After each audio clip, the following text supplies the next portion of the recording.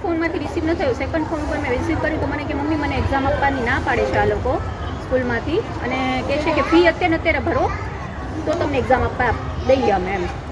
હા, ઘણા બધા છોકરાઓ હતા. મેં પૂછ્યું કે કેટલા છોકરાઓ છે બહાર, તો કહે છે કે છે મમ્મી ઘણા બધા અત્યારે, ને બધાની ફી બાકી છે. જેના પેરેન્ટ્સ મળી જાય છે ને ફીનું જે લોકો કહી જાય છે કે ભાઈ ભરી દેશે આજના દિવસમાં, એ લોકોને અંદર જવા દે છે. તેના સરે વાત કરી મારી સાથે, મને કહે કે ફી ભરવી પડશે તમારે, પછી એક્ઝામમાં બેસવા દઈશું. મેં કીધું તમે ફી આવી રીતના છોકરાઓને અંદર કેવી રીતના નથી જવા દેતા એક્ઝામમાં? તમે એક્ઝામ આપવા દો એને. હું આજના દિવસમાં ગમે તેમ કરીને અરેન્જ કરું છું, હું અત્યારે આવી શકું એમ નથી, તો કે તમારે પ્રિન્સિપલથી મળવું પડશે.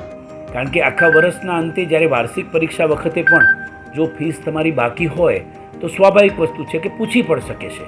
એના માટે કોઈ દબાણ કરે અને પરીક્ષાથી વંચિત રાખે તો તે કાયદાની વિરુદ્ધ છે.